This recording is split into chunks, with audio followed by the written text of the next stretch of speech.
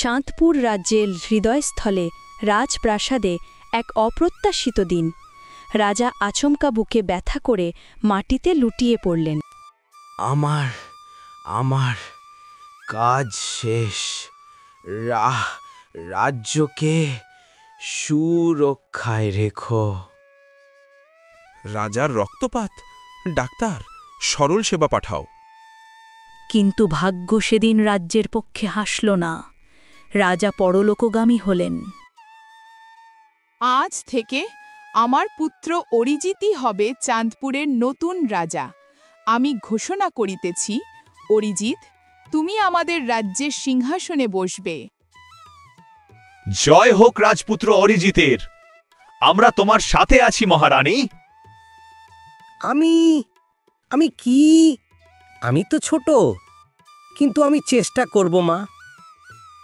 তুমি সাহসী হও, রাজ্য তোমার দরকার। আমরা সবাই তোমার সহায় হব। এভাবেই ছোট অরিজিৎ হঠাৎ করেই রাজা হয়ে গেল। কিন্তু তার নতুন দায়িত্বের শুরুতে অনেক অনিশ্চয়তা ও রহস্য অপেক্ষা করছিল।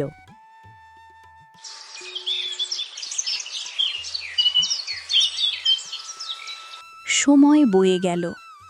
অরিজিৎ ছোট রাজপুত্র থেকে বড় রাজা হয়ে উঠল, সাহসী, ন্যায়পরায়ণ আর সবার প্রিয়। একদিন অরিজিৎ একটি সাধারণ মেয়ের সাথে পরিচিত হলেন। তার সরলতা ও মাধুর্য অরিজিৎকে মুগ্ধ করল। আমি তোমার মতো সরল ও ভালো মনের মানুষকে পছন্দ করেছি। তুমি কি আমার সাথে রাজপ্রাসাদে আসবে? আপনি রাজা হওয়ার পরও আমাকে আপনি চাইছেন? আমার রাজত্বের মূল হলো ভালোবাসা, শক্তি নয়। আসো, আমার স্ত্রী হও।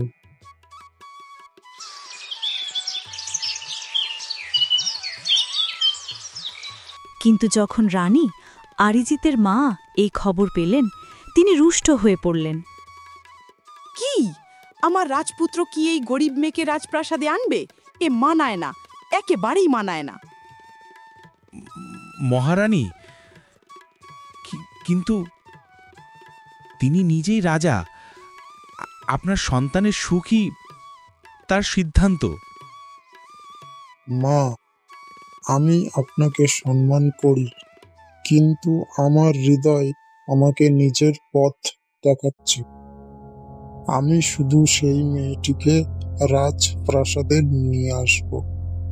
এভাবেই রাজা অরিজিৎ তার মনের ইচ্ছে অনুযায়ী প্রেমের সিদ্ধান্ত নিল। কিন্তু রানীর রোষ ও রহস্যময় বাধা এখনো বাকি।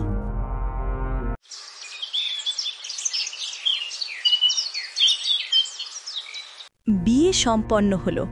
নবদম্পতি রাজপ্রাসাদে ফিরে এলো। কিন্তু রানী অরিজিতের মা এখনো খুশি নন। তিনি সন্তানের নতুন জীবন নিয়ে অনিশ্চয়তায়। তুমি কে? তুমি কোথা থেকে এলে? আমাদের রাজপ্রাসাদের কোনো যোগ আছে তোমার সাথে? মহারানী, আমি গ্রামে এক সাধারণ মেয়ে, কিন্তু রাজা অরিজিৎ আমাকে ভালোবাসে। আমার ইচ্ছে শুধু আপনাদের সম্মান আর রাজ্যের শান্তি বজায় রাখো। তোমার পরিবার, তোমার জন্ম কোথায়? তুমি কিভাবে আমাদের রাজ্যের রীতিনীতি মানবে? মা, তার জন্ম গুরুত্বপূর্ণ নয়, তার মন বড়, তার ভালোবাসা খাঁটি। রাজ্যের জন্য তার দয়া ও সততাই যথেষ্ট। রানী প্রশ্ন চালাচ্ছেন একটার পর এক, কিন্তু অরিজিতের বিশ্বাস ও নববধূর ধৈর্য সেই সমস্ত প্রশ্নকে মৃদু করল। ঠিক আছে, তবে তুমি আমাদের রাজপ্রাসাদে থাকছ, তাই আমাদের রীতি অনুযায়ী চলবে। এভাবেই নববধূ রাজপ্রাসাদের সাথে অভ্যস্ত হতে লাগল। কিন্তু রানীর রোষ, প্রশ্ন এবং ছোট ছোট বাধা তার পথে থাকতেই থাকবে।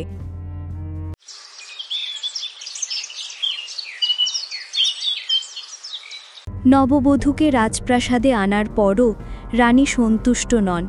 তার মনে রুষ্টি জেগে ওঠে, আর সে নীরবভাবে একটি ষড়যন্ত্র রচনা করে। এভাবে চলতে দেয়া যাবে না। যদি এই নববধূ রাজা অরিজিৎকে প্রভাবিত করে, আমাদের রাজ্যের নিয়ন্ত্রণ হাতছাড়া হবে। আমাকে কিছু করতে হবে। রানীর মনে একটি ভয়ঙ্কর পরিকল্পনা জন্ম নিল। সে চায় রাজপুত্র অরিজিতের সন্তানকে সরিয়ে দিয়ে নববধূকে দূরে পাঠানো হোক, কিন্তু সে শিকারীর মতো ধীরে ধীরে এগোচ্ছে, যাতে কেউ কিছু জানতে না পারে। সর্বোচ্চ গোপনে ব্যবস্থা নাও, কেউ যেন বোঝে না। রাজা অরিজিৎকে ক্ষতি না হলেও আমাদের রাজ্যের নিয়ন্ত্রণ আমাদের হাতে থাকতে হবে।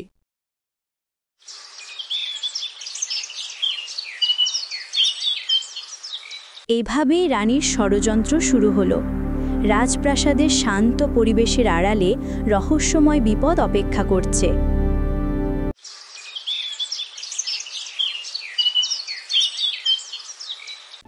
কিছুদিন পর নববধূ রাজপ্রাসাদে একটি স্বাস্থ্যবান পুত্র সন্তান জন্ম দিলেন।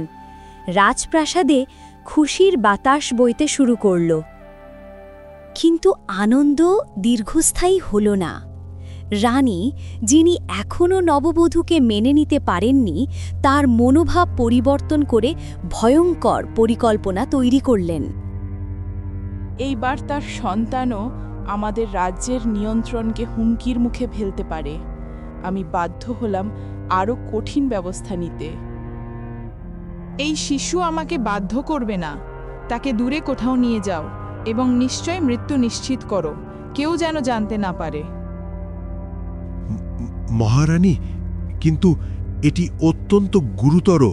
তবু আপনার আদেশই আমাদের কাজ। এভাবেই নবজাতকের জীবন বিপদের মুখোমুখি হল। রাজপ্রাসাদে খুশি আর বিপদের ছায়া একসাথে বিরাজ করতে লাগল। রানীর অশুভ আদেশ পেয়ে সেনাপতি চুপচাপে শিশুটিকে নিয়ে নীরব পথে নদীর তীরে চলে গেল। তার হাতে ছিল এক কঠিন কাজ, যা সে করতে ঘৃণা করছিল। এটা আমাকে করতে হবে। কিন্তু যখন সে শিশুকে চোখে দেখে মায়ের ভালোবাসার প্রতিচ্ছবি, সে নিজেকে হারিয়ে ফেলে। তার হাতে করা কঠিন সিদ্ধান্ত মুহূর্তেই নরম হয়ে পড়ল। আমি এটা করতে পারি না। আমি রাজ্যের আদেশ পালন করব, কিন্তু এইভাবে নয়। সেনাপতি সিদ্ধান্ত নিল, শিশুকে সরাসরি মারার বদলে সে তাকে নদীতে ভাসিয়ে দেবে, যেন কেউ খারাপ কিছু না করে। আর হয়তো ভাগ্য কাউকে শিশুটিকে উদ্ধার করবার পথ দেখাবে। খুশি থাকিস রে, তোর ভাগ্য ভালো হোক। ঝুড়িটা হালকা হাওয়ায় ভেসে গেল। নদীর স্রোত তাকে নিয়ে নিল দূরের দিকে। কারো জানা ছিল না সেই ছোট্ট দেহের সঙ্গে একটি মায়ের ভালোবাসা আর একটি লাল টুকরো, যা কবে কোথায় নতুন আশ্রয় পাবে। নদীর স্রোত শিশুটিকে ধীরে ধীরে নিয়ে এলো এক ছোট জেলের ঘরের দিকে, যেখানে মাছ ধরার মানুষরা তাদের কাজ নিয়ে ব্যস্ত। এটা কি? এই নদী আবার কি এনে দিল? ছোট্ট রাজপুত্র নাকি, বা শুধুই এক অচেনা শিশু? কোনো ক্ষতি নেই, এখানে সবার সুরক্ষা আছে। শিশুটি নিরাপদভাবে জেলের ঘরে পৌঁছেছে। সে জানত না নদীর ভাষণ তাকে নতুন বন্ধুত্ব, নতুন অভিজ্ঞতা আর একদিন তার পরিবারের কাছে ফিরিয়ে আনবে। ভাগ্য বড় রহস্যময় রে।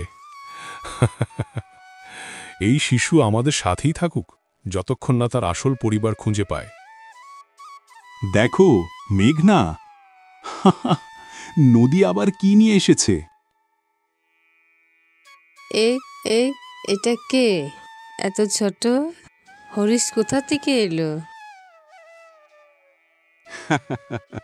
নদীতে ভেসে এসেছে। তার গলায় লাল টুকরোটা দেখলে মনে হয় কেউ তাকে চিনে নেবে। কিন্তু আমাদের তো কোনো সন্তান নেই মেঘনা। এবার যদি আমরা তাকে মানুষ করি। আমাদের কোনো সন্তান নেই। হ্যাঁ, যদি ভগবান এই শিশুকে আমাদের দয়া হিসাবে পাঠিয়ে থাকে, তাহলে আমরা তাকে ঠিক করে আমরা রাখবো, খাবার শিক্ষা দেব। আর যদি তার কোনো পরিবার থাকে, তারা পরে খুঁজে পাবে। ঠিক আছে, আজ থেকেই সে আমাদের বাবলু। বাবলু, তুমি আমাদের ছেলে, আমাদের ঘরে থাকো।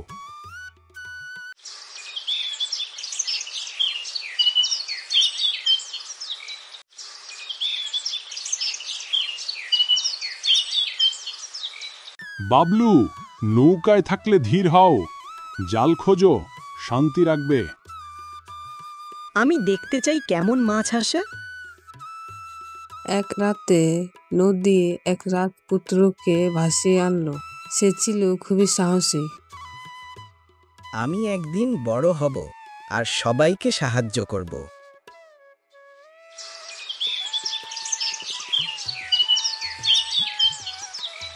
বাবলু, মাছ বাছাই করো, লোকেরা তোমাকে পছন্দ করবে। আমি ভালো মাছ ইউনিট করে দেব।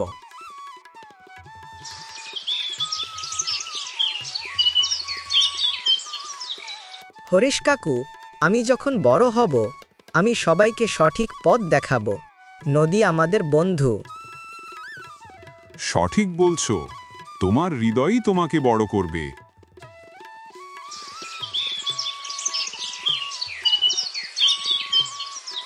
এভাবেই বাবলু বড় হয়ে গ্রাম জেলের প্রাণে পরিণত হল।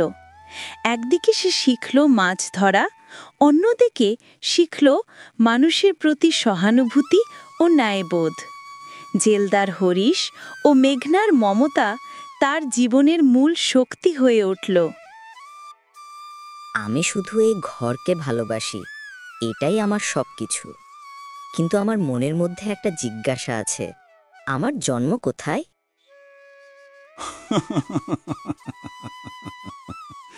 সময় এলে সঠিক উত্তর বেরিয়ে আসবেই। এখন প্রধান কথা, তুমি মানুষের জন্য কি করবে? তুমি আমাদের ছেলে, এটাই যথেষ্ট। বাবলু বড় হল, কিন্তু তার সত্যিকারের পরিচয় এখনও অজানা। জেলের ঘরের এই ছোট্ট পরিবারেই সে নিজেকে খুঁজে পেল। সাহস, দয়া আর কাজের মর্যাদায় গড়ে উঠল সে।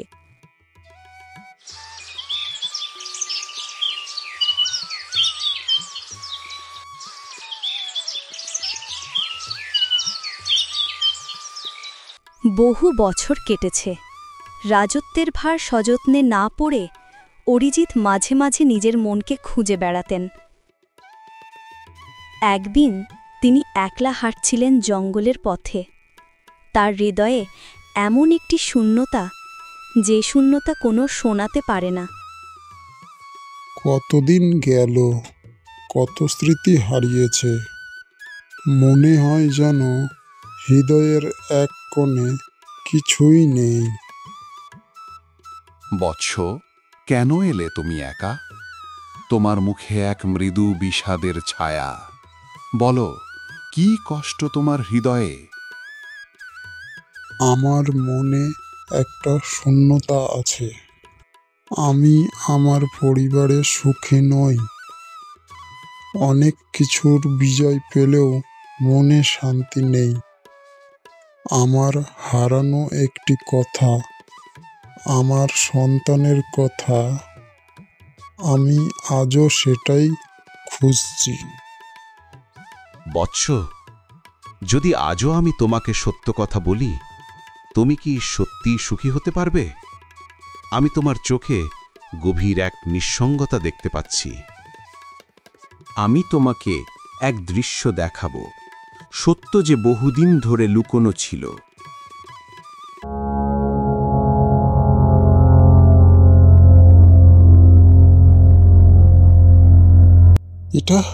এটা কি? আমার সন্তান এভাবে, আমার মা এভাবে? হ্যাঁ, সত্যটাই তুমি শুনছ। কেবল শোরগোল নয়, তুমি সত্যি পথে। তোমার রানী নিজের হাতে ষড়যন্ত্র রচিয়েছে, শিশুটিকে নদীতে ভাসিয়ে দিয়েছিল, কিন্তু ভাগ্য, শিশুটি বেঁচে যায় এবং জেলের ঘরে বড় হয়। কি করে আমার মা এত বছর এই ভুলে বেঁচে আছি? আমাকে কেউ কেন বলেনি? সত্য গোপন করা হয়েছে। যারা ক্ষমতায় থাকতে চেয়েছিল তারা হলো, কিন্তু সময় সবকিছু প্রকাশ করে। তুমি চাইলে এখনই তোমার হারানো সন্তানের সন্ধান শুরু করতে পারো। আমি আমার ছেলেকে ফিরিয়ে আনব, আর যারা এই অভিশাপে জড়িয়েছে তারা বিচার পাবে। আমি এক্ষুনি ফিরে যাব আমার রাজ্যে, আমার সন্তানকে বাঁচাতে। হে রাজা, পথে আমি তোমায় আশীর্বাদ দেব, কিন্তু স্মরণ রেখো, সত্য জানার পরই সঠিক কাজই করো। এভাবেই রাজার অন্তর থেকে নিষ্কথা উঠে এলো সঠিক পথে ফিরে যাওয়ার সিদ্ধান্ত। এখনো বহু প্রশ্ন, কিন্তু রহস্যের পর্দা উঠেছে, আর এখন শুরু হলো একটি নতুন অভিযান, হারানো পুত্রকে ফিরে আনা।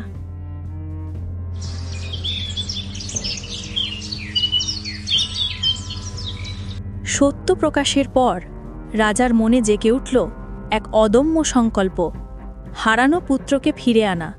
তিনি সেনাপতি সাথে নিয়ে বের হলেন জঙ্গলের পথে, যেখানে শিশুটি লুকানো হয়েছে। সেনাপতি, আমরা এবার আমাদের হারানো সন্তানকে খুঁজে বের করব, আর কেউ যেন তার পথে বাধা দিতে না পারে। হ্যাঁ মহারাজ, এবার সময় এসেছে সত্য প্রকাশের। মহারাজ, এই শিশুটি আমাদের বাঁচানো, সে এখন এখানে নিরাপদ, তাকে দেখুন। এটাই আমার ছেলে বাবলু। মহারাজ, আপনি কি? আমি তোমার বাবা বাবলু। বহু বছর পরে আমি তোমাকে ফিরে পেয়েছি। মহারাজ, শিশু নিরাপদ, এখন তার প্রাপ্য শিক্ষা ও জীবন শুরু করতে পারেন। রাজা অরিজিৎ তার হারানো পুত্রকে ফিরে পেয়েছেন, কিন্তু এবার শেষবারের মতো সত্যি ভুল বোঝাবুঝি ও ষড়যন্ত্রের বিচার করা হবে। মা, তুমি যে ভুল করেছিলে তা এখন বুঝতে হবে। ক্ষমা চাইতে পারো, কিন্তু আমাদের সন্তানকে বাঁচিয়ে রাখতে হবে। আমার সন্তান, আমি ভুল করেছি, ক্ষমা করো, আমি বুঝিনি। সবকিছু ঠিক আছে। এখন আমাদের পরিবার আবার এক হয়েছে। ভালোবাসা ও ন্যায় সবকিছুর মূল। বাবা, আমি আজ থেকে রাজপ্রাসাদে থাকব, কিন্তু জেলের বন্ধুদের কখনো ভুলব না। এভাবেই শেষ হল হারানো রাজপুত্রের গল্প। সত্যের জয়, ভালোবাসার শক্তি এবং ভুলের শিক্ষায় পূর্ণ। রাজা, তার সন্তান ও পরিবার একত্রিত হল, আর ন্যায় ও আনন্দ রাজপ্রাসাদে ফিরে এলো।